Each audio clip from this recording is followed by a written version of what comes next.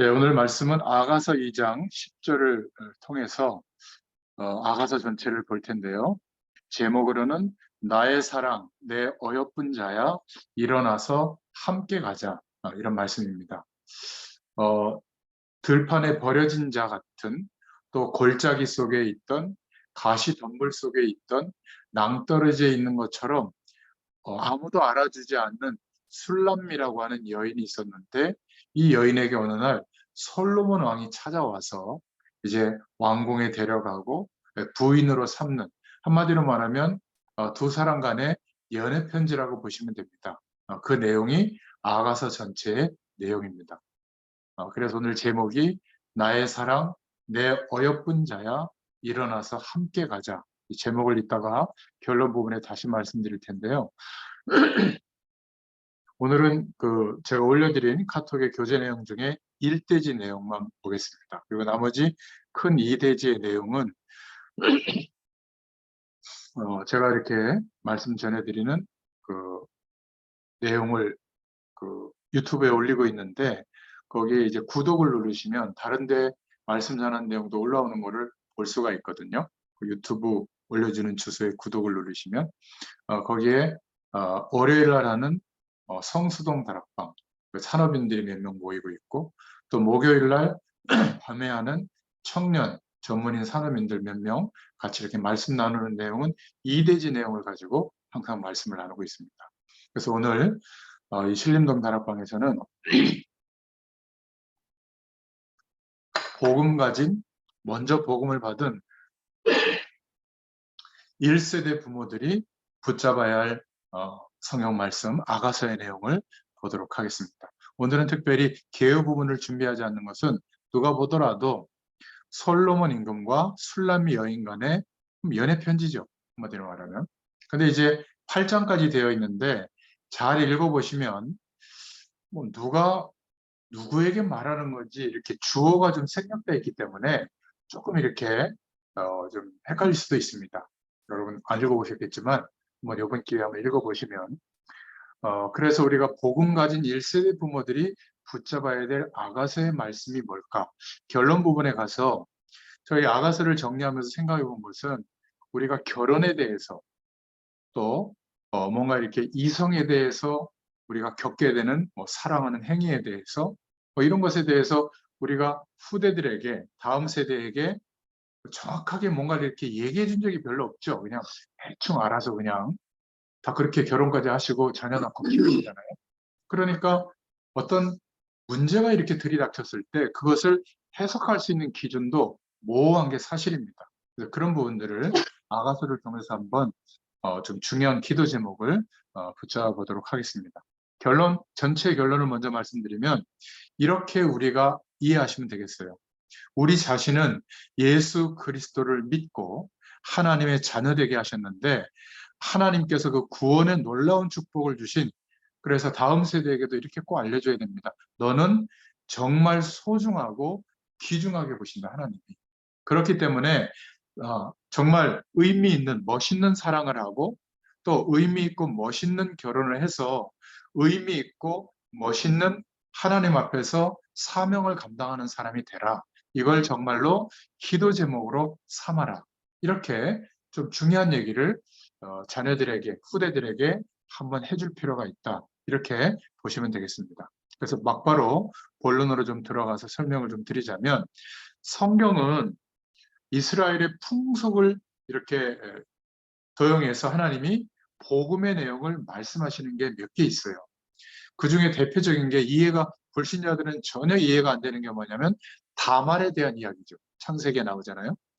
시아버지 유다와 잠자리를 해서 아이를 낳았는데 하나님은 그 다말이 굉장히 하나님의 축복을 누리는 자로 설명하고 있고 또 시아버지 유다도 마을 사람들 앞에서 다말을 칭송하는 장면이 나옵니다. 뭐 이런 게 다 있어 이렇게 불신자들은 생각할 겁니다. 왜냐하면 구약 성경의 가장 중요한 창세기의 핵심은 어, 톨레토신가 그런 단어인데요. 씨에 관한 약속입니다. 아브라함과 다윗의 자손 예수 그리스도의 세계라. 예수님이 이 땅에 오실 때까지 생명의 씨의 언약이 중단되지 않고 계속 언약의 축복으로 전달되는 이런 중요한 하나님의 축복이 창세기에 나와 있거든요. 그러니까 이스라엘에서는 어떤 풍속이 있었냐면 여인이 결혼을 해서 그 가문에 들어가면 반드시 남자아이를 낳아야 돼요. 특히 장자와 결혼한 며느리, 그 아내는 아들을 꼭 낳아야 되거든요. 근데 뭐 그 당시에 의학도 발전하지 않았기 때문에 여러 가지 이유로 그 남편이 죽게 되면, 장자가 죽게 되면 그 밑에 동생에게 이렇게 잠자리를 해서 장자의 명분을 이어가는 씨를 계속 씨의 언약을 지켜야 되거든요. 그래서 그거를 풍속으로, 이스라엘의 풍속으로 정착된 내용이에요. 근데 만약에 형제가 5명 있는데 5명이 다 죽게 됐다. 그러면 길이 없잖아요. 시어머니가 다시 아이를 낳아서 그 아이가 자랄 때까지 기다려야 될 정도의 풍습이 있었어요.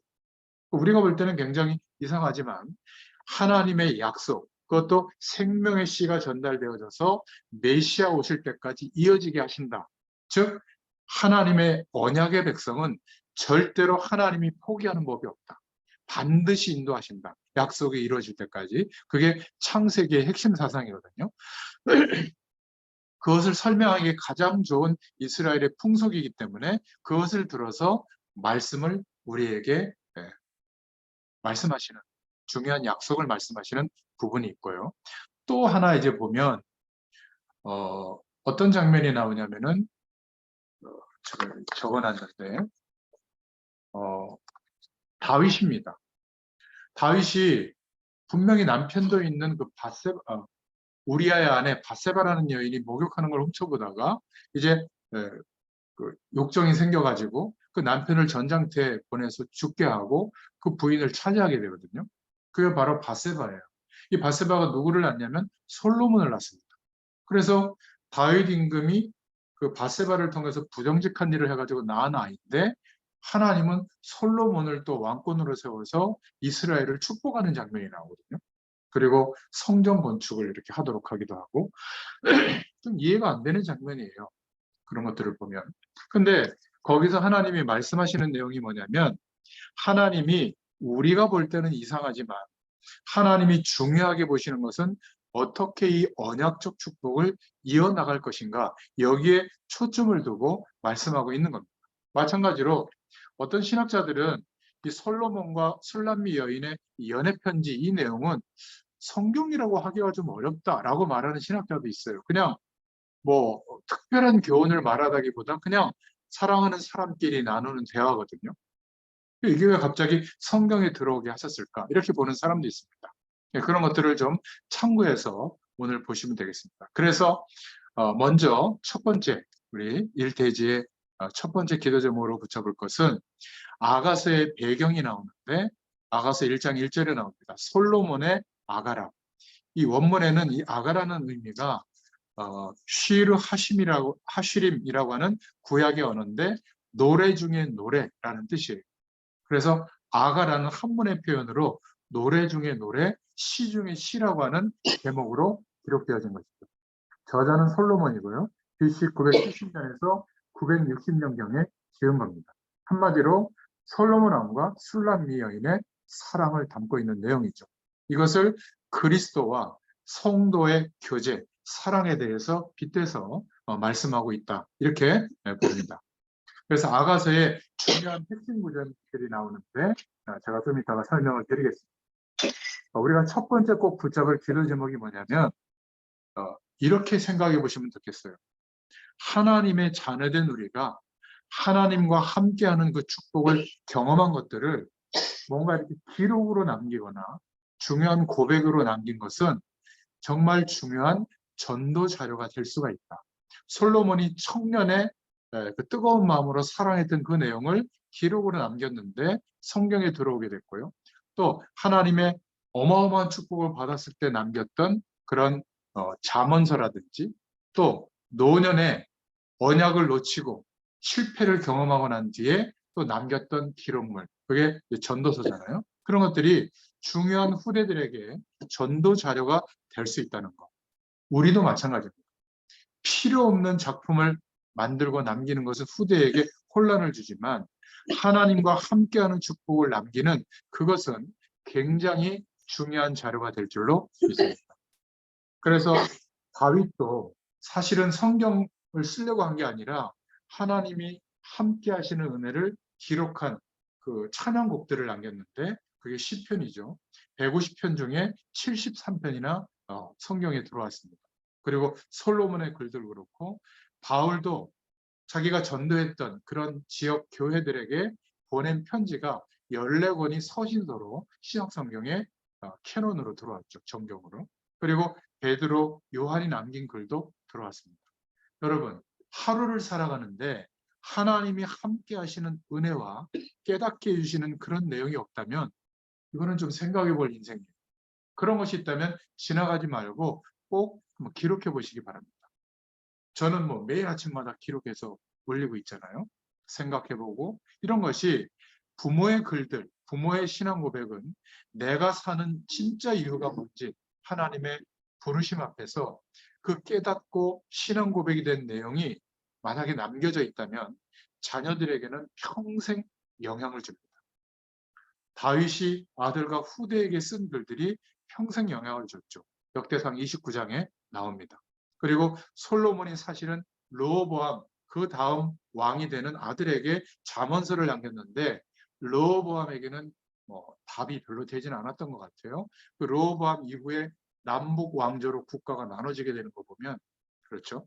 그리고 신약 성경에 누가라고 하는 사도가 나왔는데 누가가 보고 깨달은 그 은혜를 두 편으로 나눠서 기록한 게 성경에 들어오는데 전편은 누가복음이 됐고 후편은 사도행전이 된 겁니다. 이 두 성경은 로마에서 파견한 속국으로 살았잖아요. 이스라엘 나라가 로마의 속국이 됐는데 파견한 총독으로 왔던 데오빌로에게 보낸 편지예요. 이렇듯이 우리가 하나님의 은혜를 누리고 경험한 사실적인 기록, 작품, 그런 내용들은 다음 세대에게 굉장히 중요한 자료가 됩니다. 이것을 꼭 기억하시고 여러분들도 꼭 인도받으시길 바랍니다. 두 번째 우리가 붙잡을 기도 제목은 아가서를 통해서 8장 6절부터 7절을 근거로 신학자들은 두 가지 관점으로 봅니다. 이 아가서를 주어가 좀 불분명하기 때문에 이 술람미 여인이 무명에 좀 이렇게 별로 가진 것 없는 목동과 사랑을 했던 관계인데 이 솔로몬 왕이 지나가다가 술람미 여인이 마음에 들었는지 이제 왕비로 간택을 하기 위해서 왕궁으로 데려간단 말이죠. 그러면 참 배경이 없던 술람미 여인이 그 1000명의 부인들보다 더 솔로몬 임금이 사랑해 주니까 얼마나 큰 배경이 되겠어요. 그죠? 근데 그것을 정중하게 계속 거절하면서 목동과의 사랑을 그냥 끝까지 유지하는 거예요. 또 이 목동도 어마어마한 그 왕권의 배경이 있는데도 불구하고 그 왕궁에 와가지고 막 노래를 부르고 끝까지 사랑을 지키려고 노력을 해요. 그런 관점으로 신학자들이 보는 견해가 있습니다.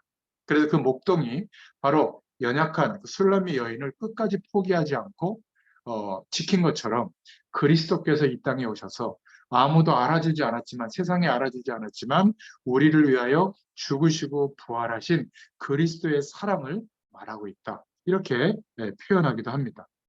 이게 한 40% 정도의 신학자들의 얘기고요. 나머지 60%는 우리가 알고 있는 것처럼 솔로몬 왕과 술람미 여인의 사랑의 관계에서 하나님의 사랑을 경험한 것을 우리가 좀 그 약속으로 붙잡을 수 있다. 이렇게 보는 경우가 있습니다. 그래서 두 번째 기도 제목은 어느 목동의 사랑을 근거로 말씀을 좀 정리한 내용인데요. 어느 목동의 진실한 사람이 그 어마어마한 왕궁의 배경도 이겨냈다, 견뎌냈다. 이러면서 그리스도를 비유한 것인데 그렇게 천대받고 어려움 당하던 목동처럼 아무도 알아주지 않던 이 땅에 그리스도로 오신 말구에 태어날 정도로 그래서 그 연약하고 아무도 알아주지 않는 그 여자를 버리지 않고 찾아내서 끝까지 그 사랑을 완성해가는 이게 그리스도의 사랑이라고 보는 견해가 있습니다. 그게 바로 아가서 1장에 대왕 솔로몬이 북방으로 행차하는 중에 한 여인을 발견하고요. 3장, 6장에 보면 궁중으로 데려와서 술람미 여인의 마음을 얻고자 노력하는 장면이 나옵니다. 아가서 2장 7절, 아가서 4장에 보면 이 술람미 여인은 고향의 젊은 목자에게 마음을 두어서 아무리 좋은 것으로도 마음을 이렇게 유혹해도 그의 마음이 움직여지지 않았죠. 아가서 7장에 보면 연약한 목자의 사랑을 찾는 힘은 왕의 배경을 이긴다. 이렇게 고백하는 장면으로 볼 수 있습니다. 그리고 도리어 술람미는 전원으로 다시 그 목동이 있는 곳으로 돌아갈 것을 허락을 받죠. 8장 4절까지 나옵니다. 그리고 8장 5절부터 7절에는 목자와 술람미 여인은 무엇으로도 살 수 없는 사랑을 고백하는 장면으로, 그리고 사랑을 나누는 장면으로 8장이 마무리가 됩니다. 자, 이렇게 본다면 이제 장면으로 보자면 1장면부터 6장면까지 나눠져서 마치 뮤지컬을 이렇게 연상하듯이 이렇게 기록되어져 있는데요. 1장에는 왕이 술람미 여인을 이제 왕궁으로 부르고 왕이 구애를 하는 것을 술람미 여인은 거절하는 그런 장면이 나오고, 두 번째 장면은 이제 2장에 나오는데 목동이 찾아와서 막 봄의 노래를 부르는 그런 장면이 나와요. 8절, 17절에 보면. 그리고 꿈속에서도 애인을 찾는 이런 술람미 여인의 마음이 나오고, 그리고 3장면에는 왕이 다시 술람미 여인을 막 이렇게 아름답다고 유혹하는 그런 장면이 3장에 나오고, 또 다시 목동 애인이 찾아와서 술람미 여인의 아름다움을 찬송하는 장면으로 이렇게 설명하기도 합니다. 드디어 네 번째 장면으로 아가서 5장에 목동과 다시 만나게 되고, 다섯 번째 장면은 아가서 6장에 왕을 찬미하면서 연약한 목동이 왕의 권력과 배경을 넘어서서 사랑을 되찾는 그런 장면이 나옵니다. 아가서 7장이죠. 그리고 고향으로 돌아가는 권고를 받게 되고, 또 마지막 여섯 번째 장면으로는 사랑의 능력으로 귀향을 결정하고 사랑이 완성되는 내용으로 8장에 마무리가 됩니다. 한마디로 말해서 진실한 사랑을 찾게 되고, 그 진실한 사랑을 찾은 자는 참 행복자다. 그 사랑을 아무도 끊을 수 없다. 아가서 4장 12절의 내용이 그 내용입니다. 한마디로 말하면 이 땅에서 진실한 사랑을 찾는 사람은 행복자들. 근데 진실한 사랑이 있습니까? 아무도 찾을 수가 없어요. 예수 그리스도로 말미암아 하나님의 사랑을 깨닫게 되면, 체험하게 되면 드디어 만족이라는 게 옵니다. 여러분, 부부간에도요, 서로를 의지하고 도와주고 사랑해야 되는데 그게 안 돼요. 약간 이성적으로 마음이 막 뜨거워졌을 때 생물학적으로 하나님이 본능적으로 사랑의 마음을 줄 때가 있거든요. 뇌에서 그런 열정을 일으키는 물질이 분비가 되는데 3년 6개월 정도가 지나면 의학적으로 동일인에 대해서 그런 마음이 안 든대요. 그래서 막 젊은 여인, 젊은 남자들이랑 이렇게 이상한 바람도 피고 이제 그런 일이 벌어지는데, 중요한 것은 뭐냐면 내가 한 인간이 하나님으로 만족이 오면 상대방에 대해서는 사랑해 줄 수 있는 관계가 되는 겁니다. 이 사람이 나한테 잘해주고 못해주는 것을 넘어서서 이해해주고 서로 도와주고 섬기는 배필이 되는 거죠. 그때 얻게 되는 사랑의 감정은 그냥 본능적으로 뜨겁게만 하는 그런 사랑하고는 비교할 수 없는 몇백만 배의 사랑의 관계로 부부가 맺어지는 겁니다. 그러니까 하나님으로 내가 만족한 영적 존재인 인간이 하나님으로 만족이 오지 않으면 결국 사람의 사랑으로 만족을 구하려고 하는데, 그러니까 진실한 사랑을 못 찾게 된다는 거죠. 그러니까 솔로몬 왕이 술람미 여인과 이렇게 만나서 사랑했던 그런 아름다운 내용을 고백하는 내용이 여기에 나와 있는 것처럼, 아직 음소거 안 해주신 분들은 음소거 부탁드립니다. 예, 녹화가 돼서 녹음이 같이 돼서요. 부탁드리겠습니다. 그래서 우리가 정말 그리스도로 말미암아 하나님이 함께 하시는 사랑을 알지 않고는 진짜 행복을 찾을 수가 없다. 이런 메시지. 그런데 하나님의 사랑을 경험한 사람은 초대교인들처럼 핍박이 오고 어마어마한 어려움이 왔는데, 여러분, 하나님의 사랑을 체험한 사람은 어려움이 오면 순교합니다. 피해가거나 도망가거나 원망하지 않습니다. 우리의 삶 속에 어려움이 올 때가 있잖아요. 절망스러운 환경이 올 때 오히려 말씀을 의지하고 순종을 선택해요. 하나님의 말씀대로 순종하기를 결단하거든요. 이게 하나님의 사랑을 알고 있는 사람입니다. 근데 하나님의 사랑을 말로만 설명드린 사람은 결정적으로 어려울 때 낙심하고 원망합니다. 이 차이가 분명하거든요. 그래서 오늘 세 번째로 아가서 1장 2절부터 3절에 솔로몬 왕과 술람미 여인의 사랑으로 보는 견해예요. 그렇게 아가서를 본다면 이스라엘 왕 중에 가장 어마어마한 부귀영화를 누린 왕이 솔로몬 왕입니다. 이 솔로몬 왕이 미천하게 보이는 골짜기 같고 뭐 게델의 장막에 있는 것처럼 그 아주 안 좋은 환경에 놓여 있는 여인이었던 이 술람미 여인에게 술루마 여인이 뭐 어마어마한 배경을 어떻게 누리겠어요? 왕이 찾아온 겁니다. 그렇듯이 우리에게 그리스도께서 찾아오셔서 하나님과 함께 할 수 있는 축복의 길을 열어주셨다. 이 사랑을 회복하면 솔로몬 왕과 술람미 여인이 고백했던 그 사랑의 고백이 우리에게도 일어나게 될 것이다. 이렇게 보는 견해입니다. 그래서 이 사랑의 힘은 신분과 환경과 주위의 배경과 시선을 넘어설 수 있다. 왕의 어마어마한 배경과 이 술람미 여인과의 핵심적인 열쇠는 어마어마한 차이가 있는데 그것과 관계없이 사랑의 관계가 맺어진다는 거예요. 그래서 굉장히 사랑에 대한 표현이 구체적이고 적나라하게 고백이 됩니다. 뭐 성경이 자세하게 말하지 않는 것은 우리가 얘기할 필요는 없겠죠. 아무튼 이 솔로몬과 술람미 여인의 사랑 이야기가 구애하는 장면, 만나고 헤어지는 장면 2장, 또 사람들의 방해로 막을 수 없는 부분, 그리고 3장에 보면 축복 속에 아름다운 결혼식을 올리게도 되고, 또 5장에 사랑을 회복하고 결국 8장에 성숙한 사랑으로 발전하죠. 그래서 여기서 어떤 결론이 내려질 수 있냐면 사랑의 힘은 신분, 환경, 모든 것을 이길 수가 있다. 그러면서 아가서 2장 14절부터 15절에 뭐라고 말씀하고 있냐면 바위 틈 낭떠러지 은밀한 곳에 있거나 그렇게 우리가 열악한 환경 속에 있거나 포도원을 허는 작은 여유가 있다. 흑암 세력이 있다는 거죠. 이런 모든 것들을 하나님의 사랑의 힘으로 하나님이 우리에게 함께 하시는 그 축복으로 이길 수가 있다. 이런 표현이 나오고 있고요. 또 아가서 4장 12절에 보면 이 사랑의 힘은 잠근 동산이며 덮은 우물이며 봉한 샘과 같다. 이게 무슨 의미냐면요. 아름다운 동산이 있는데 문이 있는데 문을 잠가놨다는 거예요. 아무도 못 들어오게. 그 안에 덮은 우물이 있는데 우물도 덮어놨다는 겁니다.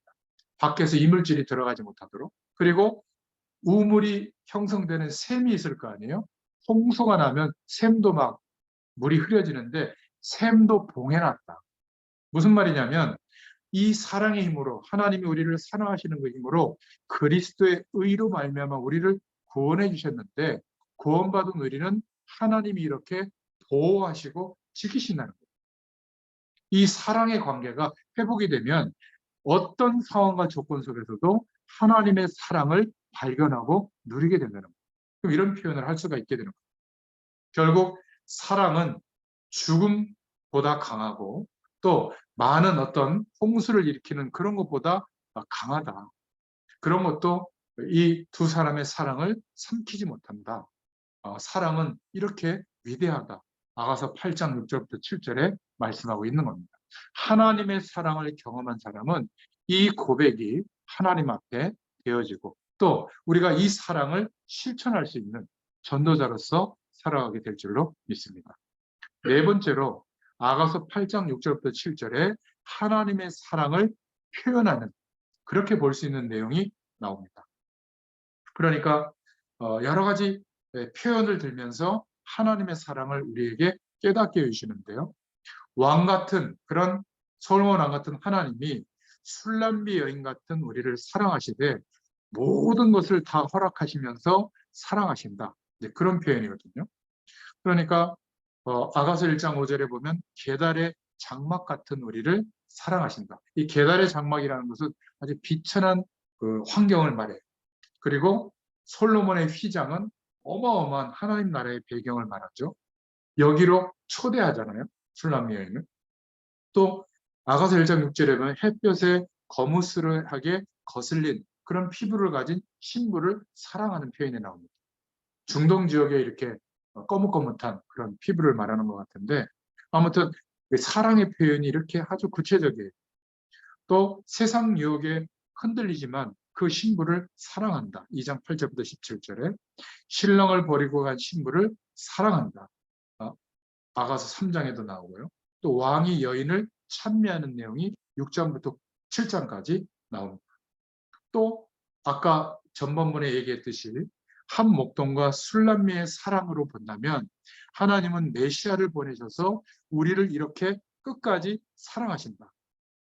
그래서 우리는 이 세상을 살아가는 동안에 가장 진실한 사랑을 찾아야 될 줄로 믿습니다. 가장 진실한 사랑을 만난다면 행복한 사람이에요. 그런데 이 땅에 사람으로부터 오는 그런 진실한 사랑은 없어요. 변합니다. 사람으로부터는 사랑. 하나님의 참 사랑을 만나는 것이 참된 행복인 줄로 믿습니다.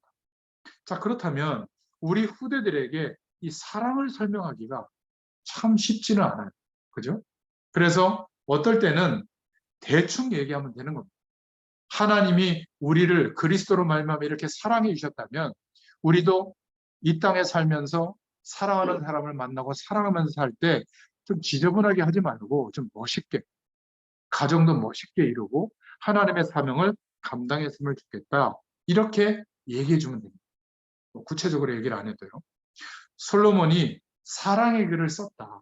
그런데 어떤 신학자들은 어떤 목동이 술람미 여인과 사랑을 했는데 어떤 권력과 물질 앞에서도 굴하지 않았다는 견해도 있다.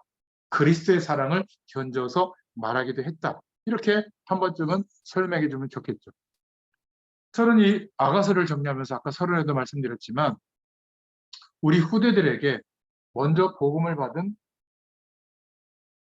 부모 세대로서 한 번쯤은 이성과의 사랑, 결혼 이런 부분을 좀 얘기해 줄 필요가 있지 않을까. 이 아가서를 내용을 통해서. 지금 우리 후대들은 당장 성적인 어떤 여러 가지 어려움들이나 또 결혼했어도 그 부부관계나 이런 결혼 생활에 대한 많은 어려움에 빠져 있을 가능성이 많습니다.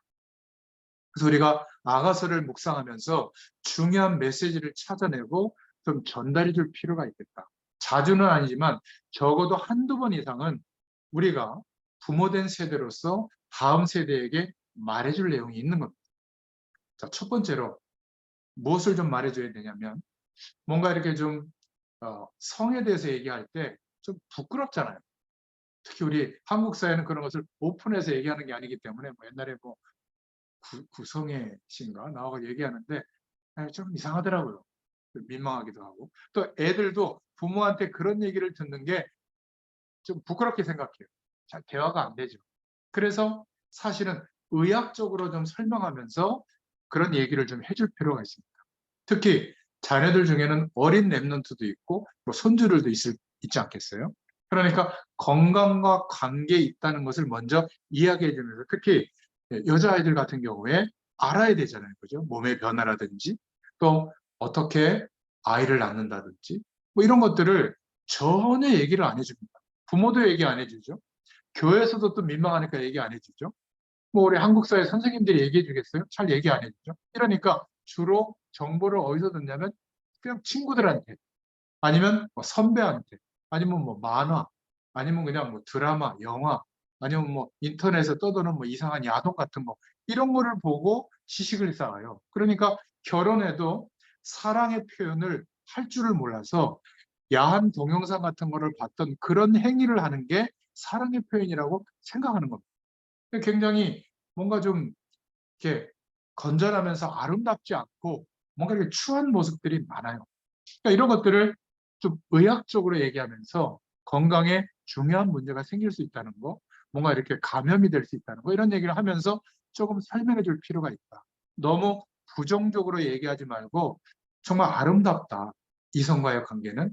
아니면요, 이게 굉장히 어릴 적에 성폭행을 당했다든지 성폭력을 당했다든지 억압을 당하면 극단적으로 이성에 대해서 막 부정을 하고 동성끼리의 마음으로 이탈된 어떤 쉽게 말하면 병이거든요. 동성끼리 사랑하는 거는. 그런 쪽으로 막 발전할 수도 있고 아예 혐오하는 그런 또 이 생각이 자리 잡을 수가 있어요. 정말 우리 부모 세대가 한 번은 좀 얘기해 주는 거. 너무 부정적으로 얘기하지 말고 이런 것이다 하고 좀 얘기해 주는데 의학적으로 먼저 접근해서 얘기해 줄 필요가 있다. 어떤 것들은 문제가 되는 것은 구체적으로 문제다라고 설명해 주는 게 필요합니다. 막 손만 잡아도 결혼해야 되는 줄 아는데 뭐 뽀뽀, 뭐 키스하고 뭐 잠자리를 했다고 무조건 결혼해야 됩니까? 그래서 이혼까지 가요? 그런 것보다는 그냥 헤어지는 게 낫죠. 막 서로 안 맞으면. 이런 것들을 좀 자녀가 부모한테 이야기할 수 있을 정도의 분위기가 되면 좋은데 거의 우리 한국 가정이 그런 얘기를 숨겨요. 그러니까 어느 시점이 되면 교회도 안 가요. 왜냐하면 그게 죄책감이 들어가지고 이런 것들을 좀 풀어줘야 되거든요. 말해줘야 됩니다. 그러니까 부끄러우니까 의학적으로 좀 이야기하면서 설명해줘도 됩니다. 상상외로 문제가 많을 수도 있는데 말할 데가 없는 겁니다. 엄마 아빠에게 얘기하기가 힘든 거죠. 그래서 특히 뭐 임신하는 거 이런 것들은 굉장히 중요한 책임이 뒤따르잖아요. 이런 것들은 좀 얘기해 줄 필요가 있다. 두 번째는 윤리적인 어떤 성에 대한 교육도 좀 필요한데 그냥 넘어가야 될 일이 아니죠. 여러분, 음란 동영상을 봐야 됩니까? 안 봐야 됩니까? 어떻게 생각하세요? 여러분 자녀들 보고 보다가 들켰다. 어떻게 할 겁니까? 보지 말라고 할 겁니까? 아니면 그냥 은혜롭게 보라고 할 겁니까? 절대 보면 안 된다고 하면 안 볼 것 같습니까? 저는 40년 전이 기억나는데요. 초등학교 때인가 중학교 때인가. 남자애들은 뒤에 선생님 앞에서 과목을 가르치고 있는데 뒤에서 그 외국 그 여성들 벗은 그 잡지 갖고 와서 다 돌리고 보거든요. 한 놈도 은혜 안 받는 놈이 없었어요. 다 집을 헤매면서 그거 다 보고 있었거든요. 저도 그랬습니다. 상상외로 그때는 뭐 그런 잡지 같은 거였지만 지금 핸드폰 이렇게 기사 잘못 누르다 보면 그 다음 기사, 그 다음 기사 가다 보면 이상한 데 막 들어가잖아요. 누르다 보면 쉽게 들어가거든요.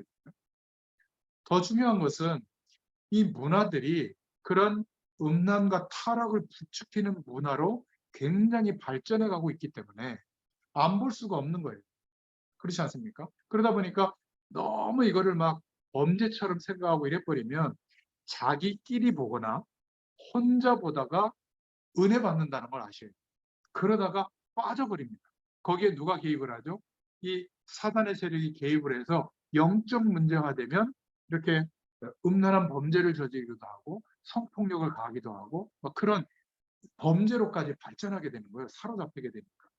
그러니까 부모님이 금지시키는 게 오히려 아이들을 더 빠지게 할 수도 있고요. 어떻게 해야 될까? 한 번은 설명해 줘야 돼요. 이게 지금 틀리다, 나쁘다 이전에 이런 것을 접하게 되다 보면 뭔가 기준이 없다 보면 굉장한 타락으로 갈 수 있는 상황이 문화적으로 발전되고 있다. 네가 이거를 보고 한 번쯤은 그걸 봤을 때 이런 생각을 했으면 좋겠다. 그게 굉장히 매력적으로 보이는 게 아니라 아유 좀 수준 낮게 보이는 정도로 네가 볼 수 있다면 그거는 상관없을 거다. 그런데 이런 얘기를 한 번도 안 해주면 빠져들 가능성이 많습니다. 여자아이들은 안 그럴 것 같죠? 비슷하다고 보시면 됩니다. 숨어서 하거든요. 그러니까 문제는 이게 상업화되어지고 있는 겁니다.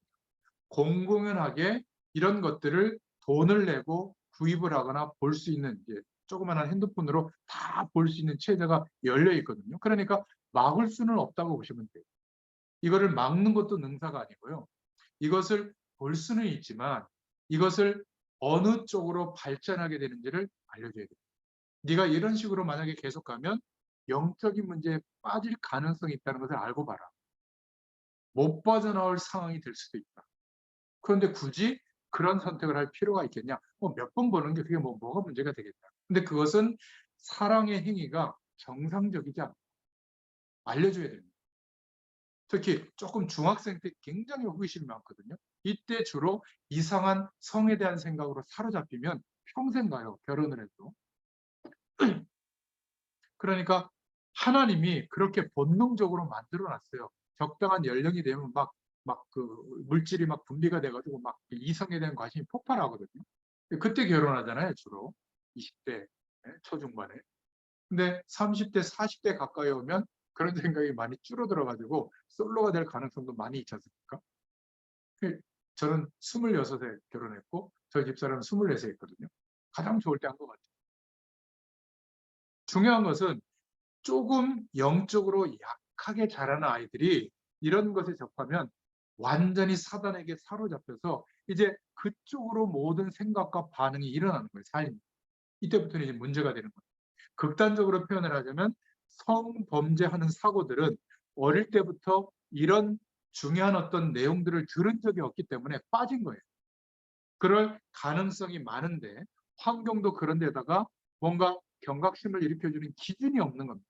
부모 세대로부터 들어본 적이 없는 거예요. 그러니까 혼자만 고민하다가 거기까지 가게 된 거죠. 사람까지 죽이게 되는 거죠. 알 수가 없는 거죠. 세 번째 우리가 좀 알려줘야 될 것은 좋은 결혼 준비에 대해서 말해줘야 됩니다. 여러분 좋은 결혼 준비가 뭘까요? 집 살 준비하고 성형수술해서라도 외모를 갖고 오고 살 빼서 사진 잘 나오게 하고 좋은 예식장 잡고 날짜 좋은 날 받아가지고 행복하게 사는 게 그게 좋은 결혼 준비일까요? 그런 거는 일반적으로 다 알고 있습니다. 복음 가진 부모 세대가 다음 세대에게 반드시 알려줘야 될 내용이 있어요. 결혼에 대해서.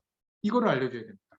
아가서를 통해서 우리가 말할 기회가 왔기 때문에 절대로 막을 수 없는 것이 있는데 내 자신의 영적 상태에 의해서 사람을 만나게 됩니다. 사랑하는 사람.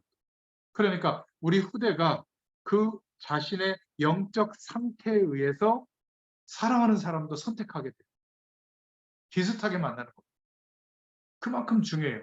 하나님 없이 세상에 뿌리를 받고 열심히 살고 있다면 그 상태에 맞는 사람을 만나거든요. 그러니까 뭐라고 해도 내 영적 상태에 의해서 만나지게 됩니다. 이거 알려줘야 돼요. 우리 소중한 후대들이 하나님의 부르심 앞에 있는데 저와 여러분의 아들, 딸들이 소중한데 이런 부분을 모르고 놓치면 너무 억울한 거예요. 그리고 복음을 누리는 상태에 따라서 또 달라지는 거예요. 그리고 이거는 제가 현장에서 만나본 제 개인적인 결론인데 실력에 따라서 또 달라져요. 뭔가 자기 일에 몰두하고 공부를 좀 열심히 하고 미래를 준비하는 이런 친구들은 연애를 막 함부로 안 해요. 뭔가 이렇게 이런 미래에 대한 준비와 전문성에 대한 준비를 안 하고 방황하는 아이들이 너무나 쉽게 연애에 전문성이 가요. 10대에 막 애를 낳기도 하고. 그러니까 굉장히 그것 때문에 심한 뭐라고 그럴까요? 일탈이 오기도 하고. 그런데 굉장히 뭔가 엘리트적인 기질을 가지고 그런 배경 속에 자란 아이들은 함부로 연애도 안 하는 것 같아요. 그러니까 결혼도 뭐 그렇다고 해서 행복한 대상을 만난다는 보장도 없지만 비교적 그런 이성 간의 문제 때문에 막 고통당하는 여기까지는 가지 않는 것 같아요. 이런 것도 좀 참고할 수 있도록 알려주면 좋습니다. 이런 이야기를 한두 번이라도 듣고 알고 있는 거 하고 그러면서 겪게 되는 후대들하고 전혀 모르는 상태에서 무방비로 겪게 되는 경우가 있거든요. 요즘 막 직장 상사들이 추행을 한다든지, 그죠? 뭔가 이렇게 잘하면서 이상한 일들이 너무나 많아요. 이런 상업적으로 영적 문제가 올 수밖에 없도록 부추기는 이런 문화 속에서 살고 있단 말이에요. 근데 우리는 가장 중요한 얘기는 복음의 기준으로 못 해주는 겁니다. 그냥 막기만 하는 거죠. 못 막습니다. 그렇다면 하라고 해라. 그냥 뭐 괜찮다. 이거는 더 방임하는 거죠. 복음 안에서 우리에게 정돈된 메시지가 있어야 될 줄로 믿습니다. 그래서 더 중요한 것이 네 번째. 내가 결혼해서 가정을 이루고 살아봤더니 결혼 포럼을 해줘야 되거든요. 자녀들은 거의 부모님을 바라보면서 나도 저런 부부 생활을 하고 저렇게 가정을 이루어야지. 이게 10%도 안 돼요. 거의 부모처럼 살지 말아야지 이런 생각을 가진 가정들이 많습니다. 그런 면에서 우리 1세대 부모 세대들이 사명이 큽니다. 이렇게 꼭 알려주셔야 됩니다. 하나님이 우리 부부에게 주신 축복이 있는데 그게 뭐냐면 내 자신이 내 개인이 한 인간으로서 술람미 여인과 아가서의 말씀처럼 이 솔로몬 왕이 사랑하듯이 그 사랑을 완성하듯이 하나님의 사랑을 경험하면 만족이 온다. 그래서 이성, 남편이든 아내든 상대방에 대해서 내게 잘해주면 감사하지만 좀 못해주더라도 그것 때문에 부부관계가 문제가 생길 만큼 심각한 어려움이 오지는 않는다. 오히려 그 부부 관계를 회복시킬 수 있을 정도로 헌신할 수 있는 힘이 있다. 그래서 나는 그런 배경으로 오늘까지 가정을 유지했고 너희들을 키웠다. 뭔가 이런 중요한 결혼 포럼을 해줘야 되거든요. 그러니까 아름답고 멋있고 근육이 있고 돈 많고 성공된 사람, 이게 부부의 기준이라면 반드시 실망합니다. 그거 가지고 살아가는 관계가 아니잖아요, 부부는. 그죠? 하나님으로 만족한 인생이 되면 서로 돕는 배필이 됩니다. 한 몸으로 살게 되죠. 각자의 인생을 사는 게 아니라 뭐 밖에서 일하고 집에서 살림을 하더라도, 또 각자의 다른 일을 하더라도 그게 가정을 하나 되게 하는 하나의 일이 돼요.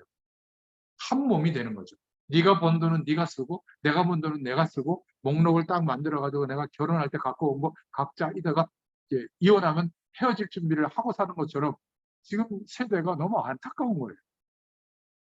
결혼은 유지하고 체면이 있으니까 애인은 따로 두고, 이런 세대가 되면 되겠습니까? 정말 소중하게 생각해라, 사랑을.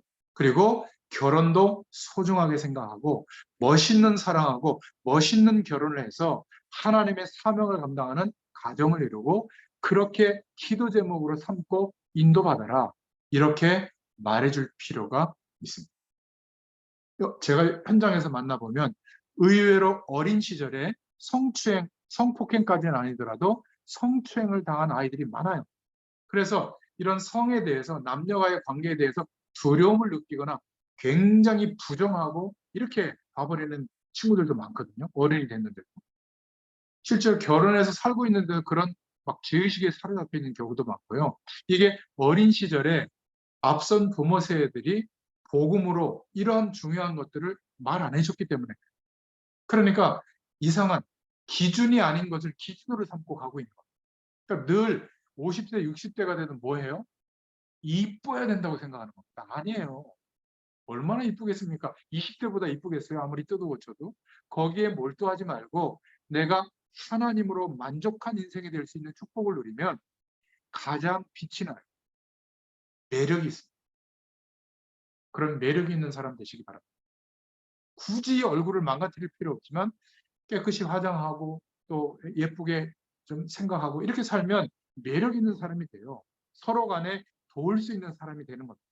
그렇지 않고 세상적인 아름다움만 생각한다면 남성이든 여성이든 문제가 오는 겁니다. 그래가지고 뜯어 고쳐서라도 예뻐지면 어떻게 되죠? 이상한 행동들을 하게 되는 거죠. 이게 너무 안타까운 거예요. 아가서를 통해서 이런 결론이 한 번쯤은 전달돼야 됩니다. 그러니까 성경은 66권이 있다는 게 얼마나 감사해요. 그죠? 아가서는 어차피 사랑을 말하고 있으니까 우리 다음 세대들에게 우리도 사랑에 대한 생각을 점검해 보시고 하나님의 사랑으로 만족한 인생이 되도록, 그리고 함께하는 가족들, 함께하는 사람들을 사랑할 수 있는 힘을 가지고 살아갈 수 있기를 축원드립니다. 기도하겠습니다. 하나님, 너무 감사합니다. 복음 가진 1세대, 우리 부모 세대들에게 먼저 하나님의 사랑을 깨닫게 해주셔서 이제 우리와 함께하는 사람들을 사랑할 수 있는 힘을 가지고 살아가게 되도록 하나님께서 은혜를 베풀어 주셔서 감사합니다.